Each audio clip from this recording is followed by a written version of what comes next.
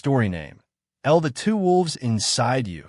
The forest was quiet that evening, covered in soft shades of orange as the sun slowly sank behind the mountains. A young boy named Elias, only 12, walked beside his grandfather along the narrow wooden path that led to their cabin. Elias had been silent the whole way, his small hands clenched and his steps heavy. His grandfather, Grandpa Alder, noticed. "Something is troubling you," the old man said gently. Elias stared at his feet. "I don't know what's wrong with me," he muttered. "I get angry so quickly. I feel jealous when others do better. I shout at my little sister. I don't like who I'm becoming." Alder stopped walking and looked at the boy with soft, wise eyes. "Sit with me," he said, pointing to a fallen tree trunk near the path. They sat. The air smelled like pine, and the cool wind whispered through the leaves. After a moment of silence, Alder spoke again. "Inside every person," he began, "there are two wolves, and they're locked in a battle every single day." Elias looked up, confused but curious. "Two wolves?" "Yes," Alder nodded. "One wolf is made of anger, jealousy, pride, greed, and fear. This wolf only wants to hurt others and keep you away from your true self." He paused, then continued. "The other wolf is made of kindness, joy, gratitude, love, patience, and courage. This wolf wants you to grow, heal, and shine." Elias swallowed. "And they fight every moment," Alder said softly. "Inside your heart, inside your mind, inside your thoughts." Elias kicked a pebble and whispered, "Then which one wins?" Alder smiled gently. His answer came like a quiet breeze. "The one you feed." The words seemed to echo through Elias's mind, but he didn't fully understand. Not yet. That night, Elias lay in bed thinking of the two wolves. He imagined them clearly, one dark and frightening, with red glowing eyes, the other bright and calm, its fur shining like moonlight. He thought of how often he yelled at his sister, how he fought with classmates, and how bitterness burned inside him when someone else was praised. He realized he had been feeding the dark wolf without knowing.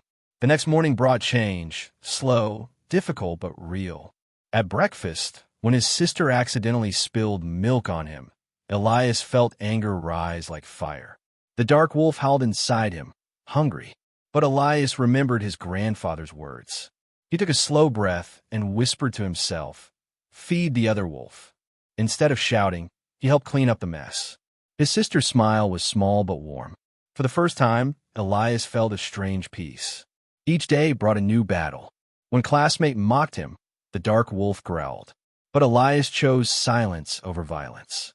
When he felt jealous of a friend who won a competition, he forced himself to congratulate him, even though it hurt. The light wolf wagged its tail proud. When he wanted to give up on a difficult math problem, he reminded himself that the wolf of courage needed feeding too. Some days he won, some days he failed. But each night, he remembered his grandfather's voice. "It is not about winning every battle, Elias. It is about choosing which wolf you want to grow." One afternoon, Elias came home with tears in his eyes. A group of boys had made fun of his worn-out shoes. He felt the old anger bursting inside him, stronger than ever. Grandpa Alder sat beside him on the porch. "They made fun of me," Elias cried. "I wanted to hit them so badly." Alder placed a hand on his shoulder. "And did you?" Elias shook his head. "No." The old man smiled. "Then you fed the right wolf." "But I still feel angry," Elias said. "Of course," Alder replied. "The dark wolf doesn't disappear. It waits. It tempts.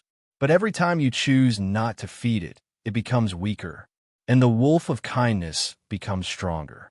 Elias looked up. "Will the dark wolf ever go away?" Alder shook his head. "No, my boy. Both wolves live inside us forever. But the one you feed becomes the leader." Weeks later, Elias found himself helping a boy who had fallen on the playground. It was the same boy who used to mock him. As he helped the boy up, Elias felt no anger, only compassion. The light wolf inside him stood tall, powerful, glowing. That evening, Elias ran to his grandfather and hugged him. "I understand now," he said. "Feeding the good wolf doesn't make life easier, but it makes me better." Alder hugged him back. And that, Elias, is how you win the war inside your heart. Moral of the story: The strongest version of you is built by the choices you make every day. Feed the goodness inside you, and you will shape the life you desire. If you're still watching this video, remember one thing. Life doesn't change in a day, but a single decision can start the change. Maybe today is that day for you. No matter how hard your journey is, don't stop. Because the moment you choose to rise again, your story begins to shine. Thank you for watching. If this message touched your heart, don't forget to like, comment, and share. Your one action might change someone's life. And if you want more inspiring stories like this, subscribe now. Your journey to a better life continues here. See you in the next video.